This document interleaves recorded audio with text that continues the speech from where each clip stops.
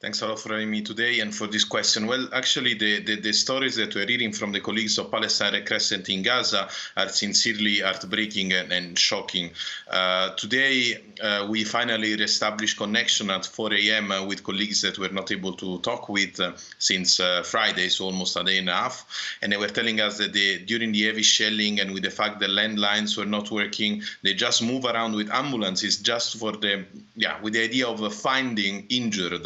And they were telling us, I quote them, we did it in the old way, which means following the sound of bombardments and then go in that area, trying to see if there are injured to be taken. And of course, that is putting at risk their own life. And this is a situation that is not really sustainable.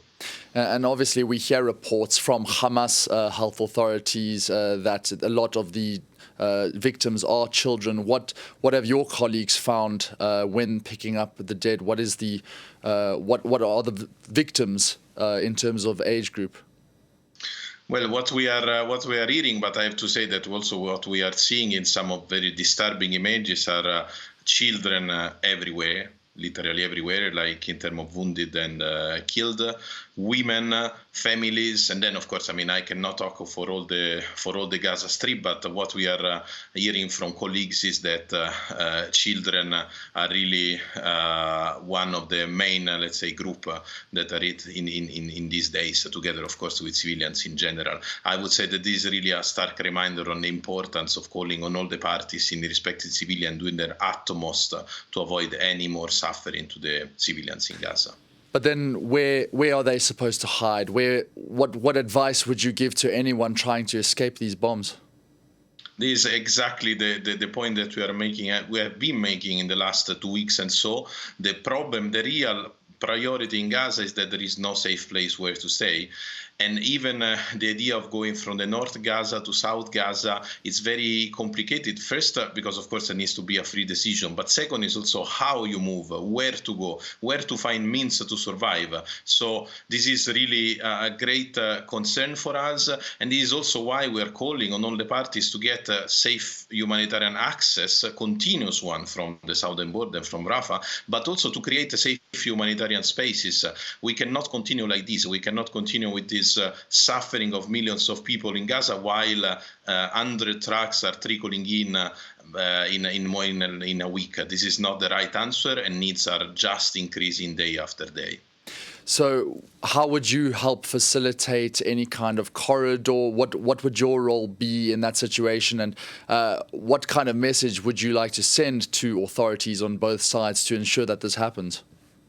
Look, the Red Cross Crescent network is at disposal of any diplomatic effort possible that will bring some, if not peace, let's say pause or safety for civilian. Then we are a neutral body, as all the world know, but we really need to have a political decision, a political will to get these pauses, to get these stops, to get these corridors. I mean, there are different possibilities, and we would welcome whatsoever the possibility, but the real issue is that we need to have safety and we need to have a decision among the parties.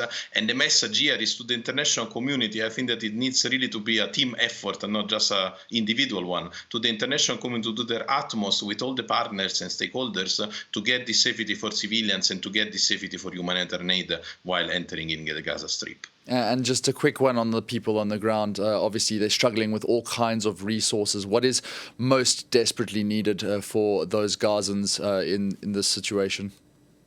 It's very difficult to answer because they literally need everything. I would say that food and water and medicine are a priority together with fuel, because in Gaza, fuel means electricity, and without electricity, you don't have services in the hospital of water sanitation or desalination water. So fuel is really critical. But again, safety. We heard today an evacuation order reached our hospital in Gaza City. Our people refuse to evacuate. They will not leave patients behind. But this is an impossible dilemma the doctors and nurses should never face.